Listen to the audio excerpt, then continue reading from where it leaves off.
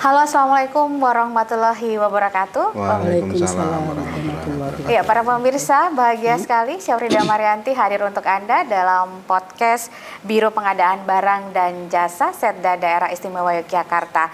Dan hari ini kita akan berbincang lebih jauh terkait pengadaan barang dan jasa di Daerah Istimewa Yogyakarta. Sudah ada yang berbeda dari tahun-tahun sebelumnya terkait pengadaan barang dan jasa di Daerah Istimewa Yogyakarta. Kita akan bahas bersama dengan Kepala Biro Pengadaan Barang dan Jasa Setda Daerah Istimewa Yogyakarta, Ibu Rosdiana Puji Lestari. Halo Bu Rosdiana, kabar baik? Alhamdulillah. Sehat selalu? Alhamdulillah. Luar biasa. Ya, berikutnya juga bersama anggota Komisi C DPRD DIY, Pak Timbul Suryanto. Pak Timbul, apa kabar? Baik, Alhamdulillah. Luar biasa, dari Gunung Kidul ke sini, luar biasa. Selalu semangat? Melaju, semangat. Iya. Melaju terus tiap hari. Iya, terima kasih. 1,5 jam, Mbak. 1,5 jam, tapi tetap dong untuk memperjuangkan aspirasi masyarakat. Tetap terus semangat, harus.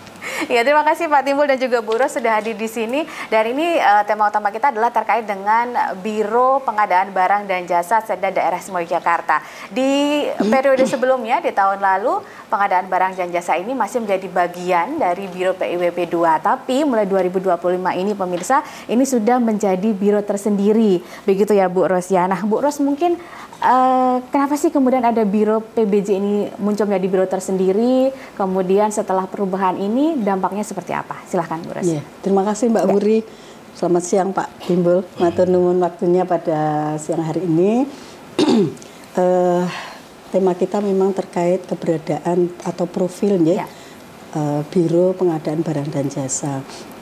Sebenarnya adanya biro ini memang salah satu amanah dari KPK, Mbak. Memang dan di seluruh provinsi di Indonesia ini Pemda DIY ini bironya pengadaan yang terbaru, yang paling muda. Jadi ada 2 provinsi terakhir yang belum terbentuk dan alhamdulillah tahun ini sudah terbentuk Biro Pengadaan Barang Jasa, dan tentu ini ada sesuatu yang berbeda karena ketika ini sudah menjadi biro tersendiri, maka ini menjadi lebih leluasa dia melakukan tupoksinya. Yang lebih ini lagi terkait dengan pengadaan barang jasa. Di biro ini ada 3 tugas utamanya, yaitu terkait pengelolaan LPSE, layanan pengadaan secara elektronik, dan kemudian terkait pengadaan barang jasa itu sendiri, dan juga terkait pembinaan SDM dan advokasinya. Jadi kenapa kita menjadi berbeda dari tahun sebelumnya?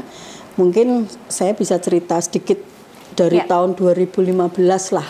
Sebelum itu pengadaan itu kan ada di setiap OPD. Jadi setiap OPD itu ketika melakukan suatu paket pekerjaan mereka mengadakan sendiri lelangnya. Kemudian beranjak mulai 2015 dibentuk ULP yang waktu itu masih ad hoc, artinya bahwa pengadaan barang jasa dilakukan oleh Pokja yang posisinya masih ada di OPD. Jadi dua kaki ini Pokjanya. Kemudian mulai beranjak lagi ULP ini menjadi institusi yang permanen. Waktu itu di bawah Biro Adpem, dan kemudian bergulir lagi di tahun 2018-19 itu kemudian mulai lebih BLP lagi, lebih ke BLP menjadi bagian dari Biro PIWP 2. Kemudian di tahun inilah kemudian menjadi biro sendiri pengadaan barang jasa. Tentu ini menjadi satu progres karena secara keseluruhan potensi ataupun target bahwa yang namanya pengadaan itu harus transparan. Kemudian teman-teman itu harus independen, harus akuntabilitasnya harus terjaga. Kemudian ada sistem balancing di situ. Ini akan bisa lebih tercapai visi misi itu ketika itu menjadi biro tersendiri.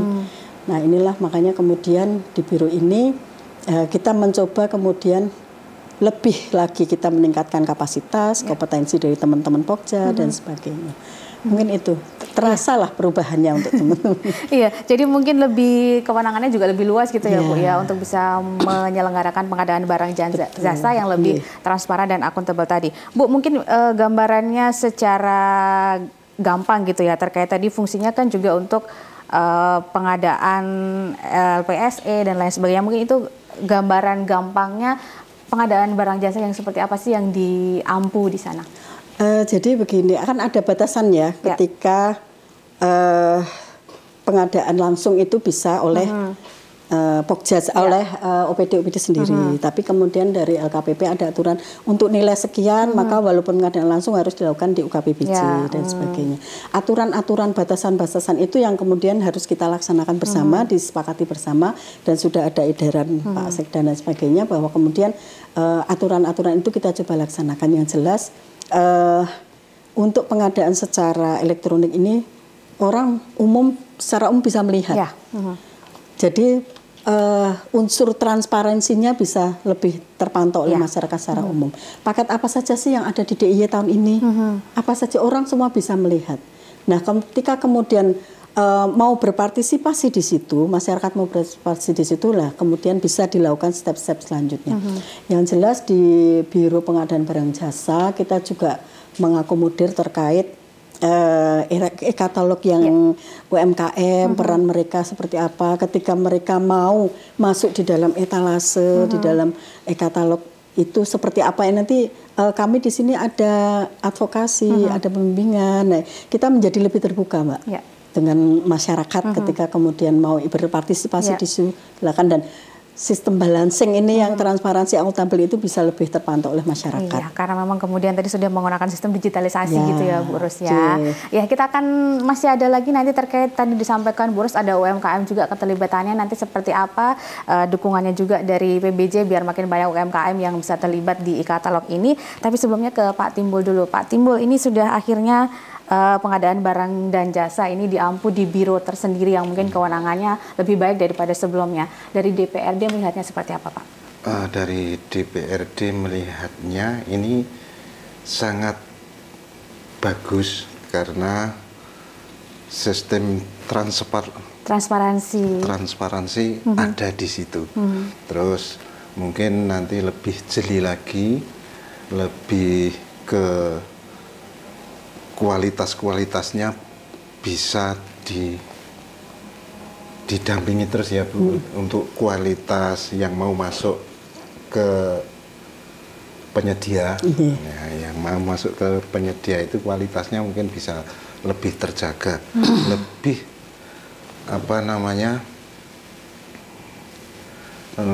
standaris, lebih ada standarnya. Seperti e-katalog itu harus ada syaratnya, harus ini. Nah, itu menurut saya ini bagus sekali, sudah naik grade-nya dari bagian layanan menjadi biro. Nah, saya harap dengan adanya biro ini lebih mengutamakan kualitas dan ketransparansinya. Gitu. Ya, jadi tentunya ini dukungan dari DPRD juga cukup kuat Bu ya untuk kemudian pengadaan barang dan jasa di DIY ini bisa benar-benar sesuai aturan, transparan, kemudian akuntabel juga. Nah Bu, tadi kan Bapak juga menyampaikan agar kemudian kualitas dari mereka yang masuk di e-katalog ini juga terjaga. Dari Biro PBJ ada ininya, step-stepnya untuk bisa jadi mungkin lebih secara garis besarnya begini. Tugas kami ketika itu menjadi biro, Mbak Wuri, kita punya tugas dua posisi, eksternal dan internal. Di dalam internal sendiri, kami punya kewajiban untuk meningkatkan kapasitas teman-teman.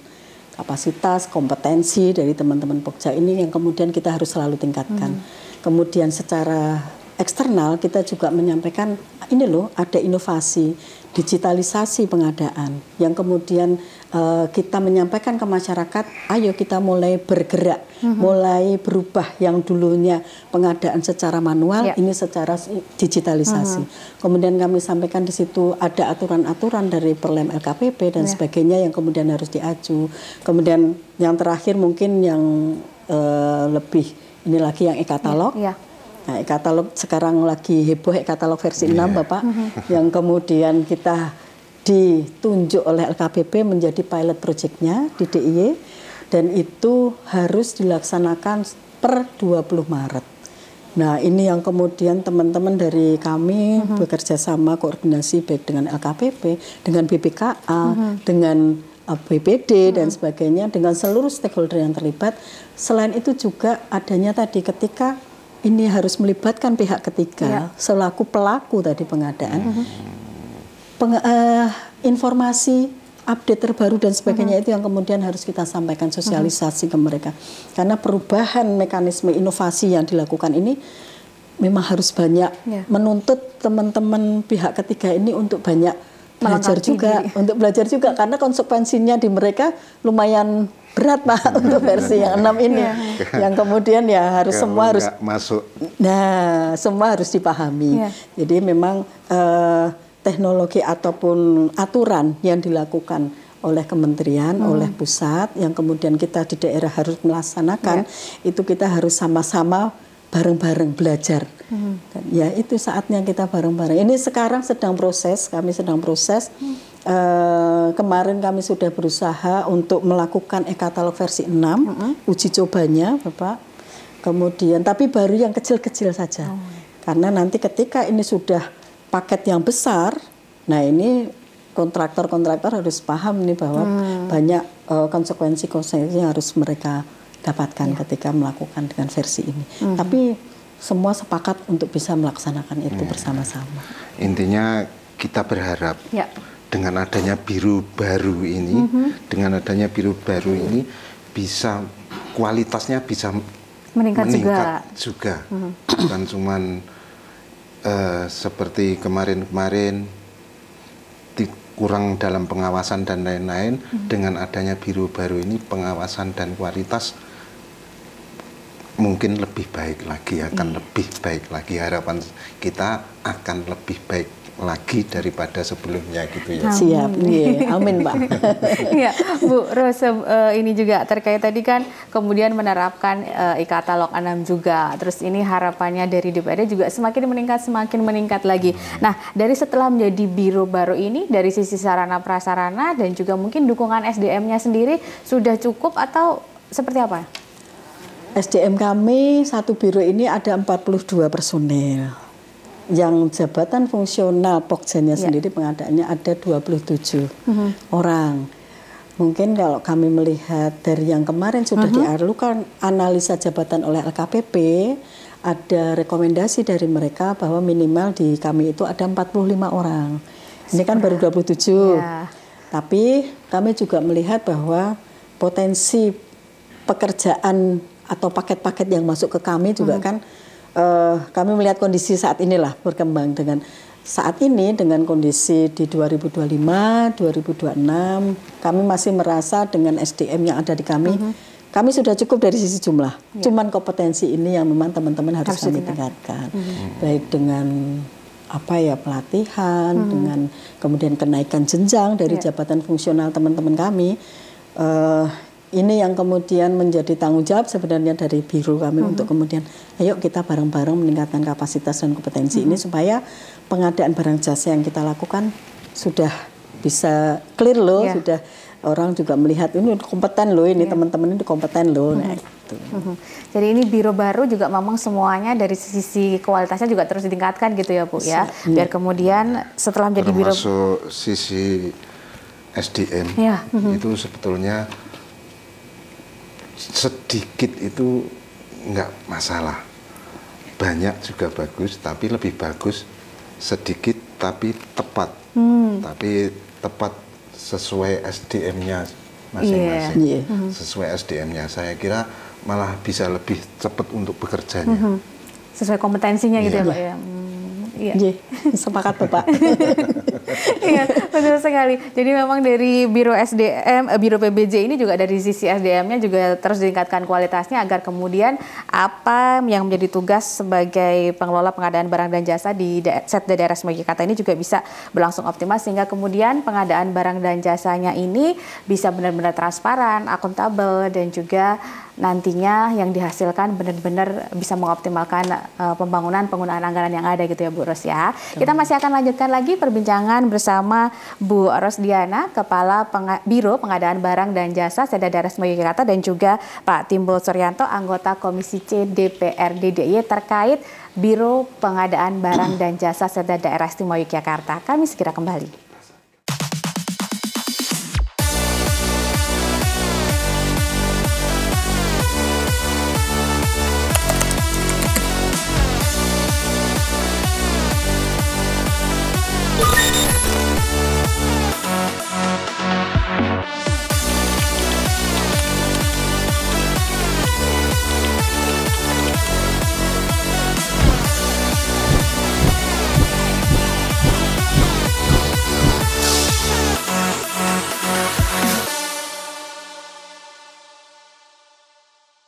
Iya, pemirsa, Anda masih bersama kami di podcast pengadaan barang dan jasa persembahan Biro Pengadaan Barang dan Jasa Setda Daerah Istimewa Yogyakarta. Kita bersama dengan Ibu Rosdiana Puji Lestari, Kepala Biro Pengadaan Barang dan Jasa Setda Daerah Istimewa Yogyakarta, dan juga Pak Timbul Suryanto, anggota Komisi C DPRD DIY, ini dari fraksi PKB dari Dapil Gunung Kidul ya Bapak ya. Dan terkait dengan profil unit pengadaan barang dan jasa Setda Daerah Istimewa Yogyakarta. Nah, Bu Rosdiana tadi sudah banyak disampaikan terkait dengan pengadaan barang dan jasa ini terus berkembang juga, termasuk penggunaan e-katalog 6 yang sedang dimulai saat ini, terus juga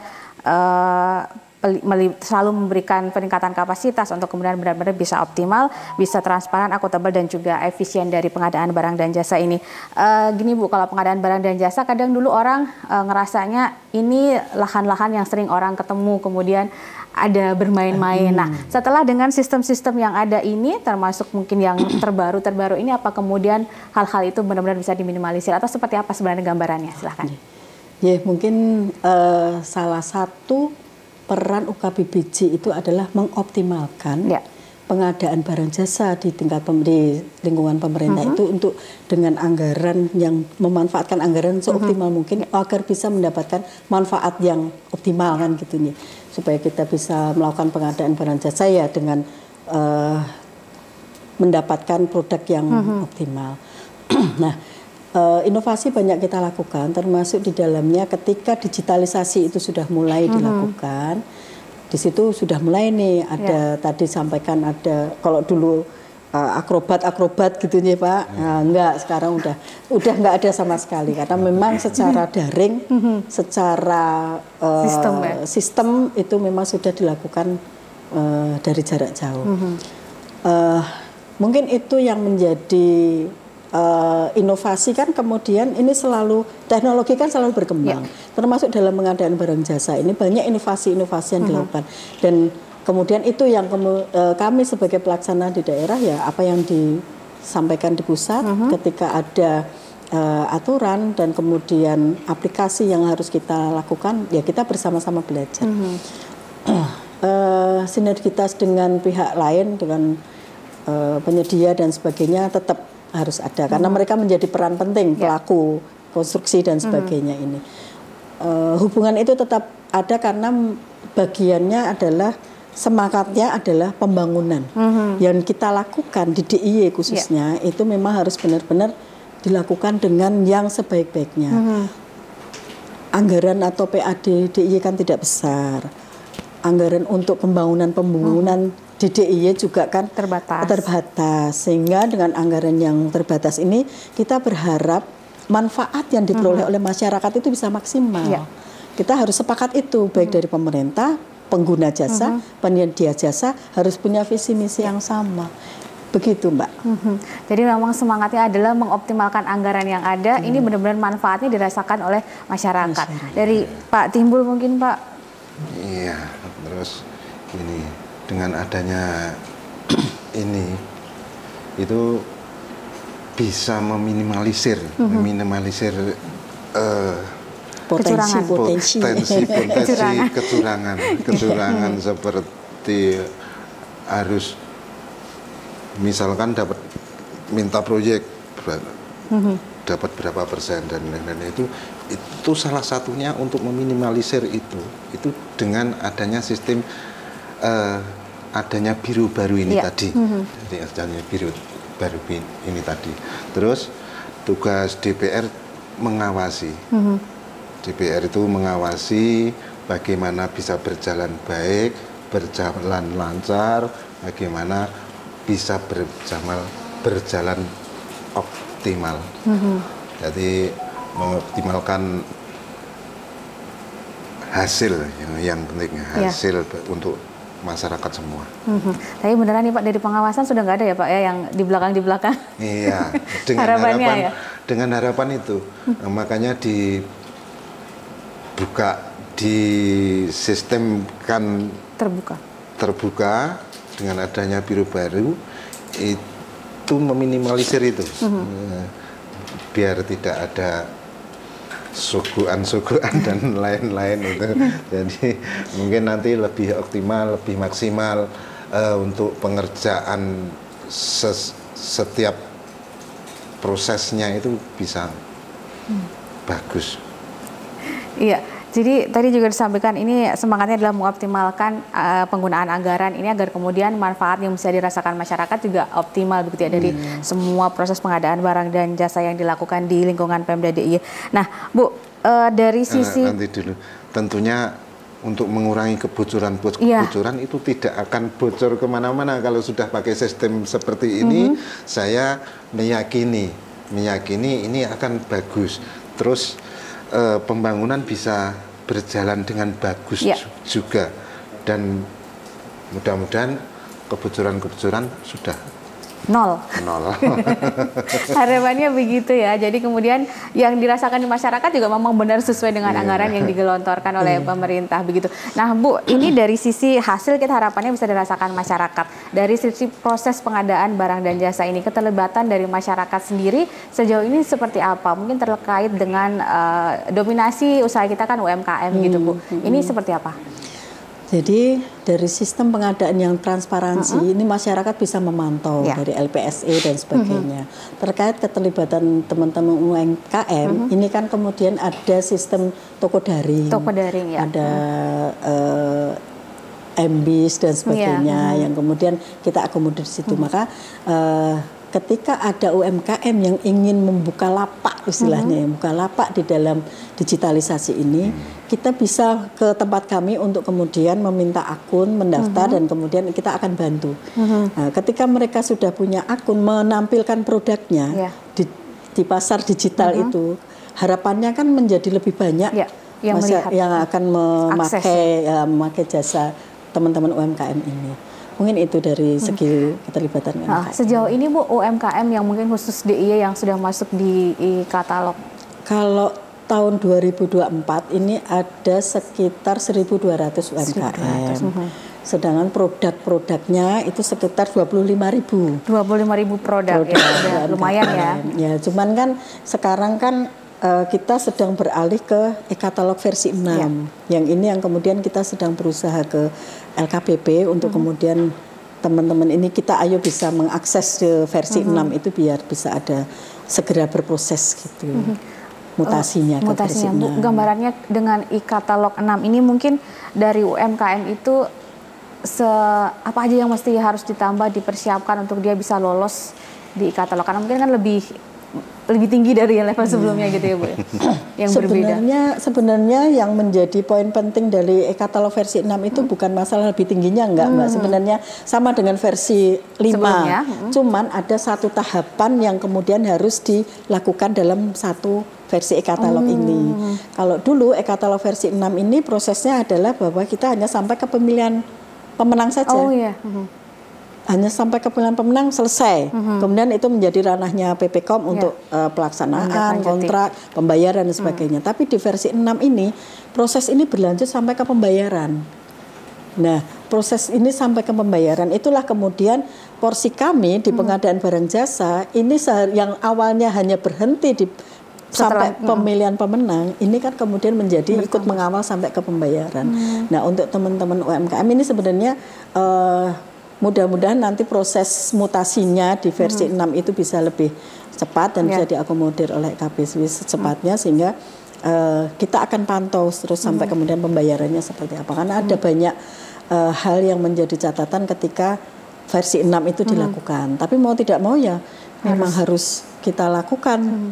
Minimal ini dimulainya 20 Maret Pak. Sehingga kami banyak juga teman-teman pihak ketiga penyedia baik UMKM maupun kontraktor yang besar dan sebagainya harus paham nih ada versi 6 yang dimana banyak kewajiban-kewajiban yang harus ditanggung oleh mereka. Itu yang kemudian di situ harus ada TTE, harus ada e-materai, harus ada kemudian PPN, PPH yang ditanggung oleh mereka, termasuk di dalamnya ada terkait webnya itu harus berapa sekian persen, itu ada aturan-aturannya. Nah, ini kan teman-teman penyedia ini kan harus paham gitu. Ketika saya ikut di situ, saya harus kalau e-materai biasalah 10.000, mungkin tidak pakai itu pun dia harus mengeluarkan 10.000 untuk materai. Tapi di situ dia harus punya TTE. TTE ini kan berbayar untuk mereka. Dalam satu pencairan anggaran itu berapa sih ada tanda tangan di situ. Nah, itu kan berdampak pada pembayaran. Dan itu sebenarnya sudah aturannya berjenjang. Jadi ketika UMKM ya nggak akan banyak lah. Keluarnya nggak akan banyak. Tapi ketika itu pagunya besar, nah, itu mulai terasa nih teman-teman. Efeknya ya. Harusnya. Nah, jadi ini nanti proses yang berbeda ketika menggunakan e-katalog 6. Kalau sebelumnya ini hanya selesai di pemilih siapa penyedianya, ternyata sekarang harus proses sampai pembayaran masih di bawah PBJ gitu ya. Tapi ini juga mungkin salah satu upaya untuk semakin meminimalisir juga gitu ya Bu ya. Iya. Bu, dari ini sudah sosialisasi ke mana aja Bu untuk e-katalog 6 ini? Karena mungkin di pengguna anggaran yang lain seperti apa? Iya, sudah banyak, terutama dari LKPP yang kami minta untuk sosialisasi, Mbak. Karena kami juga belajar kan, kami juga masih minta nih arahan-arahan ini. Kalau ada kendala seperti ini, jalan keluarnya seperti apa? Karena aplikasi versi 6 ini juga masih banyak catatannya, gitu. Sehingga di dalamnya juga bukan hanya peran PBJ saja, tapi ketika itu sudah melalui ranah pembayaran, kan harus dari BPKA, dari BPD, perannya lebih ke mereka, sehingga kami kami harus ikut mengawal di situ. Begitu, Mbak. Ya, dari Pak Timbul ini tadi semakin dengan sistem baru e-katalog 6 juga semakin transparan lagi, semakin efisiensi lagi. Tapi juga mungkin ada dampak-dampak yang mungkin akan dirasakan pelaku usaha yang menjadi penyedia. Mau membantu sosialisasi ke pelaku usaha ini Pak Timbul. Ini terus saya harap digencarkan sosialisasinya untuk masuk ke situ, karena UMKM itu sangat rentan dan harus ada sosialisasi biar banyak mendukung, karena yang dikatakan tadi ada 25.000 produk baru masuk 1.200 UMKM-nya. Saya harap dari biro ini banyak sosialisasi, entah lewat media, entah lewat apa. Yang penting pelaku UMKM pada tahu. Nah, biar pada masuk. Karena program apapun dari pusat itu mewajibkan UMKM harus terlibat untuk mendukung program itu, harus dibanyakin sosialisasinya, Bu. Terus terutama di medsos dan lain-lain. Kemungkinan seperti itu. Iya, Bu, dari Bu Ros ini sosialisasi ke UMKM diperbanyak. Mungkin juga ini Bu ada program-program khusus di PBJ gitu untuk memberikan informasi ke UMKM. Misalnya masih ada yang bingung nih mau gimana caranya, ini mungkin ada program dari ini yang jemput bola ke masyarakat, atau mungkin membuat forum khusus di kantor atau seperti apa Bu yang untuk konsultasi dari UMKM gitu Bu. Jadi gini, mungkin saya kembali lagi, e-katalog ini kan kemudian sebenarnya proses pemilihannya itu ada di BPKOM. Jadi bukan di biro, ada di BPKOM. Kan bukan lelang ya, kalau lelang di kami. Tapi e-katalog ini prosesnya ada di BPKOM di masing-masing OPD. Nah, ketika kemudian itu ranahnya sosialisasi ke UMKM, kami sebagai Biro PBJ itu yang melakukannya itu adalah sosialisasi ya ke OPD sebagai pelaku e-katalognya, kemudian juga UMKM dan para penyedia jasa. Ini ada forum-forum, kemudian kami koordinasi, walaupun mungkin pakai Zoom Pak, karena anggaran untuk ini sudah banyak efisiensi ya. Jadi kami banyak melakukan forum-forum untuk diskusi. Kemudian kami juga membuka, karena di kami ada ketugasan terkait peningkatan SDM dan advokasi. Nah, kami membuka peluang, monggo teman-teman UKPBJ atau teman-teman dari UPD, PPKOM yang untuk konsultasi, kita bersama-sama belajar di tempat kami. Jadi gitu ya sistemnya, pakai nanti OPD yang menindaklanjuti juga untuk bisa ketemu langsung dengan pelaku-pelaku usahanya. Ini juga Bu, di tugasnya PBJ ada terkait juga selain pengadaan yang tadi transparan, akuntabel, ada juga prinsip berkelanjutan yang bermanfaat jangka panjang. Ini gambarannya seperti apa Bu? Jadi gini, kita kan sudah mulai pembangunan itu lebih berwawasan ke sosial lingkungan, terutama lingkungan ya. Ketika itu pengadaan barang jasa yang berkelanjutan, kita melihatnya ketika produk-produk yang dikatalogkan, yang dipajang di etalase itu harus produk-produk yang ramah lingkungan. Jadi sekarang kan ada produk-produk yang eco-label. Oh, eco-label ya. Jadi semen misalnya semen nih yang eco-label. Nah, diharapkan kan produk-produk yang sudah mempunyai eco-label ini yang kemudian masuk di dalam, itu yang dipilih oleh teman-teman pada saat melakukan pengadaan. Jadi ya ini yang kemudian kami mencoba untuk memperbanyak produk-produk yang eco-label ini supaya kemudian ya pembangunan kita berkelanjutan, terutama untuk lingkungan. Ini ranahnya teman-teman di DLHK, Bapak. Kemarin kami juga berdiskusi, ya ayo monggo, berarti ini yang harus banyak dimasukin ke eco-label di e-katalog, etalase di e-katalog itu harus diperbanyak produk-produk yang sudah eco-label. Iya, ini juga bentuk dukungan bahwa tidak hanya optimalkan anggaran untuk pembangunannya, tetapi juga difikirkan masa depannya gitu ya Bu ya, keberlanjutan lingkungan kita supaya tetap lestari juga, tidak sampai optimal anggaran pemakaiannya, tetapi kemudian berdampak negatif juga gitu ya Bu ya. Ya Pak Timbul, ada tambahan dulu terkait berkelanjutan biar lingkungannya tetap ini. Nah, gini, jadi memang semua pembangunan harus ada kelanjutannya, harus berkelanjutan karena kita harus memikirkan dampak ke depannya, dampak ke depan. Terus betul apa kata Bu tadi. Bekerja sama dengan DLH dan lain-lain itu untuk bisa menyetabilkan lingkungan, lingkungan tetap terjaga. Jadi lingkungan tetap terjaga, gitu, Mbak. Iya, jadi nanti sinergi juga ya Bu ya dengan lintas sektor bagaimana lingkungan tetap terjaga. Kita masih akan lanjutkan lagi perbincangan bersama Bu Rosdiana Puji Lestari, Kepala Biro Pengadaan Barang dan Jasa Setda Daerah Istimewa Yogyakarta, dan juga Pak Timbul Suryanto, anggota Komisi C DPRD Daerah Istimewa Yogyakarta. Tetaplah bersama kami.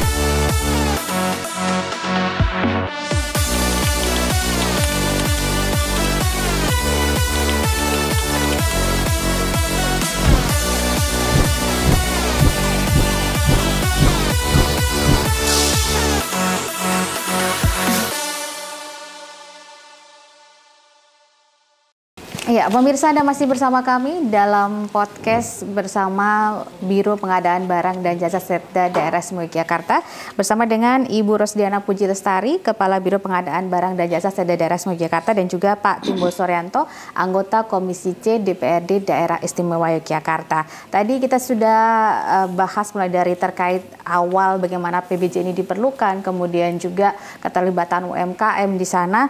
Nah, mungkin gambarannya Bu, kalau di tahun 2025 ini mungkin ada apa aja nih yang di PBJ mungkin yang menonjol-menonjol? Oh, ini Mbak Wuri. Jadi tahun 2025 ini ada beberapa paket besar sebenarnya, cuman yang menonjol nih, yang tadi tanyakan yang menonjol ya. Yang pertama adalah pembangunan gedung Dewan, Bapak. Ini yang multi years yang kita sedang proses saat ini. Kemudian yang kedua adalah Rumah Sakit Gracia. Rumah Sakit Gracia. Kemudian pembangunan Jalan Prambanan Gayam Harjo. Ini beberapa paket besar yang harus kita sukseskan di tahun ini supaya kemudian pembangunan itu bisa dilaksanakan. Karena beberapa hal yang harus kita perhatikan dalam pembangunan konstruksi itu kan ada timeline-nya ya Mbak. Nah, proses pengadaan itu sendiri kan juga ada timeline, ada kebutuhan waktu yang harus diakomodir di situ, dengan kemudian kita berhitung pembangunan gedung-gedung yang besar ini butuh waktu berapa bulan. Itu yang kalau gedung Dewan kan memang multi years ya, jadi kita agak merasa lebih longgar walaupun sekarang sedang proses untuk pengadaannya. Pengadaan ya. Bu, boleh bocoran dikit-dikit, ini mungkin yang gedung Dewan berapa gitu kira-kira pagunya? Gedung Dewan itu pagunya sekitar 300 sekian miliar. Kalau yang Gracia itu kurang lebih 22 sekian miliar. Dan Prambanan Gayam Harjo itu sekitar 70 atau 53 miliar, saya lupa. Iya. Ini proyek yang ibaratnya paket yang lumayan besar di tahun ini. DIY itu besar banget, Mbak. Iya, ini harapannya tentu bisa pemilihannya juga yang terbaik gitu ya Bu ya. Ya, semua berharap begitu.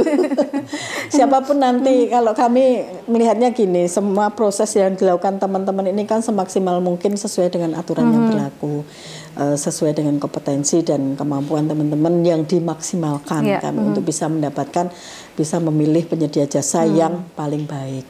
Ansih ketika kemudian pada saat pelaksanaannya banyak kendala, karena setiap pembangunan konstruksi itu banyak dinamikanya. Pasti dinamika di lapangan banyak sekali. Sehebat-hebatnya penyedia jasa pasti akan bertemu masalah-masalah ketika ada pelaksanaannya. Sehingga ayo kita semua mengawal bareng-bareng. Ini suatu pembangunan gedung yang besar ya Pak ya. Gedung Dewan ini luar biasa bagi kami, itu Pemda DIY itu proyek yang luar biasa, sehingga kami berharap siapapun yang menjadi pemenang bisa bekerja dengan baik, karena ini menjadi proyek strategisnya DIY di tahun ini ya Bu ya, dan nanti dikerjakannya multi years. Dari pengadaan barang jasanya sendiri ini untuk proses selesainya mungkin di awal tahun ini sampai waktunya? Oh sudah, kalau yang Dewan saat ini sedang berproses. Berproses ya. Saat ini sedang masa sanggah. Sudah ada pemenang dan sedang masa sanggah.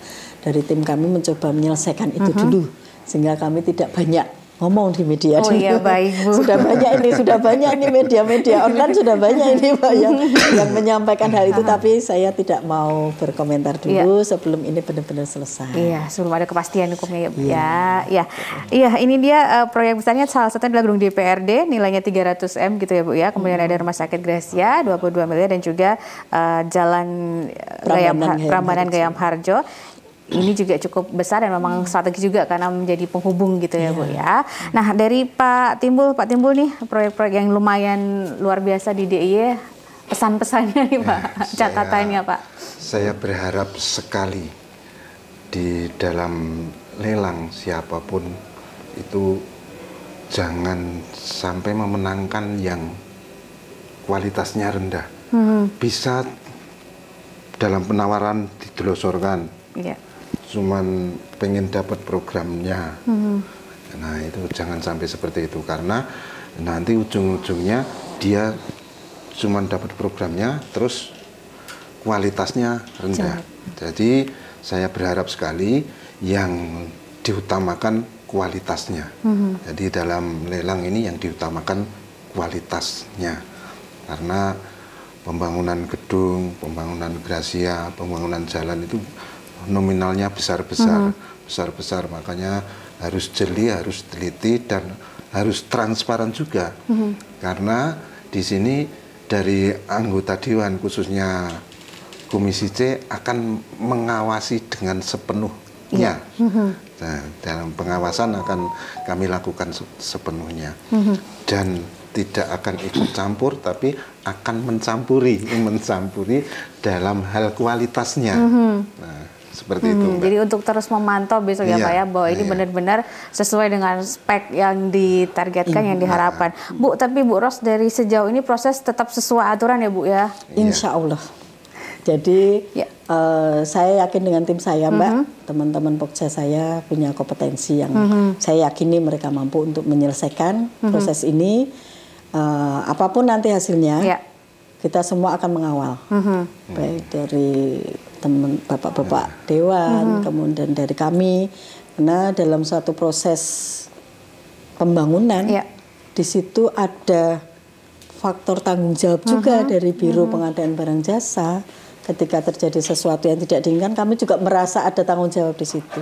Jadi harapannya kerjasama Mbak, harapannya kerjasama OPD sama DPRD harus ada kerjasama tentang pengawasan itu, karena kalau tidak ada kerjasama tidak akan berjalan mulus.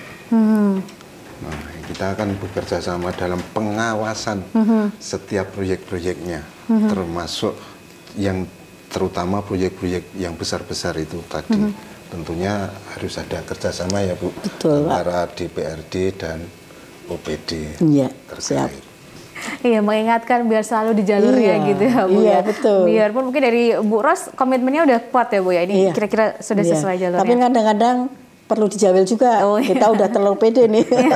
Nggak taunya ada satu yang belum kamu perhatikan nih, satu aspek apa gitu. Tapi intinya sudah ada komitmen untuk kemudian ini benar-benar bisa berjalan dengan sesuai aturan yang ada, prinsipnya akuntabel, efisiensinya juga bisa tercapai gitu ya. Nah, ini cukup menarik sebenarnya, masih pengen ngomongin lagi terkait gedung DPRD dan juga lainnya. Tapi mungkin lain waktu kita bisa berbincang lebih jauh dan juga terkait pengadaan barang dan jasa di daerah Yogyakarta. Namun karena keterbatasan durasi kita, mungkin kita sampai di penghujung, Bu. Mungkin ada pesan yang ingin disampaikan juga terkait dengan pengadaan barang dan jasa di daerah Yogyakarta ini juga, Bu. Mungkin termasuk juga layanan yang dibuka untuk mungkin masyarakat, pelaku usaha yang ingin berkonsultasi seperti apa? Ya, jadi salah satu poin transparansi dan akuntabilitas kami adalah membuka peluang sesedikit mungkin untuk bertemu pihak ketiga. Karena itu, tapi kami tidak boleh menutup komunikasi dengan pihak luar, sehingga kami sampaikan kami membuka peluang untuk konsultasi teman-teman UMKM atau siapapun melalui Zoom yang linknya sudah ada di websitenya LPSE. Monggo silahkan. Dan kemudian juga banyaklah informasi, nomor HP saya kayaknya udah banyak yang punya deh. Monggo bisa diakses, silahkan. Selama itu untuk kepentingan yang baik, saya siap. Harapan untuk Biro PBJ ke depan, Bu? Harapan kami dengan adanya keberadaan biro, kami menjadi lebih luas ya dalam melakukan tupoksi kami, Mbak Uri.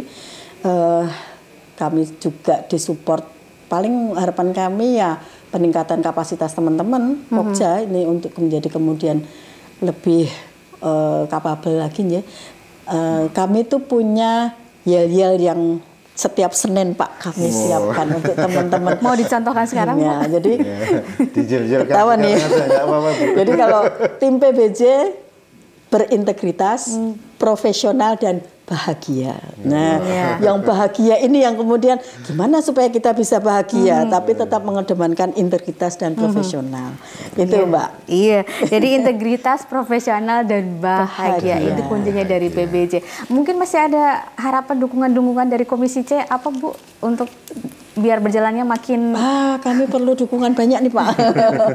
Monggo silahkan sih, yang jelas kesempatan untuk peningkatan kapasitas kompetensi teman-teman Pokja melalui diklat-diklat, penjenjangan atau BIMTEK untuk kemudian itu menjadi teman-teman kami itu bisa menjadi lebih kapabel lagi gitu. Sudah ada, tapi kami ingin peningkatan karena penjenjangan nih, misalnya teman-teman kami JF-nya kan masih ada yang pertama, kami ingin memperbanyak yang muda dan di DIY ini belum ada yang madya Pak. Nah ini yang kami harapkan ada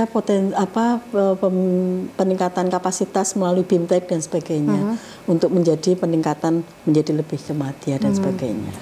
Itu ada susah sih. Nah ini yang kami minta dukungan dari adanya gimana supaya kami itu punya kesempatan untuk peningkatan jenjang fungsional tadi. Iya, semoga tercapai. Monggo Pak Timbul gimana Pak? Kalau saya dari DPRD sangat bangga, terus kemudian mudah-mudahan dengan adanya biro baru ini bisa lancar, bisa transparan, dan kedepannya bisa membawa kebaikan, bisa membawa keberkahan untuk masyarakat DIY khususnya. Jadi kami dari DPRD fungsi kami penganggaran dan pengawasan.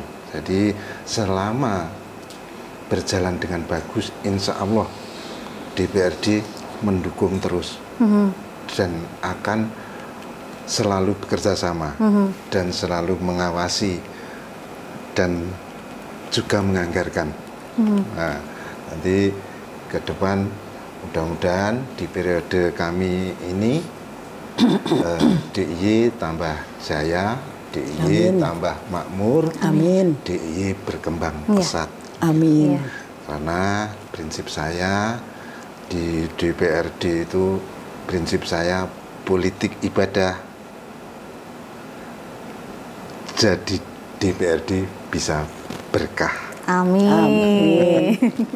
Ya, terima kasih Pak Timbul dan juga Bu Rosdiana terkait Biro Pengadaan Barang dan Jasa, luar biasa. Semoga keberadaan Biro Pengadaan Barang dan Jasa Setda Daerah Istimewa Yogyakarta ini membuat pengadaan barang dan jasa di daerah Istimewa Yogyakarta ini semakin transparan, efektif, efisien, akuntabel, dan juga adil dan meratanya juga bisa terasa, dan juga kemudian optimalisasi pemanfaatan anggaran ini bisa dirasakan oleh masyarakat lebih maksimal lagi, lebih optimal lagi, meminimalisir kecurangan-kecurangan yang ada, dan juga semuanya bisa berdampak. Kalau makin minim kecurangannya, UMKM yang terlibat juga semakin banyak, termasuk juga mungkin koperasi kedepannya bisa terlibat banyak di sini. Efek yang dirasakan untuk kesejahteraan masyarakat juga akan meningkat. Demikian perbincangan kita di podcast Biro Pengadaan Barang dan Jasa Setda Daerah Istimewa Yogyakarta. Syahrida Marianti bersama Bu Rosdiana dan juga Pak Timbul Mohon diri. Terima kasih. Wassalamualaikum warahmatullahi wabarakatuh. Waalaikumsalam warahmatullahi wabarakatuh.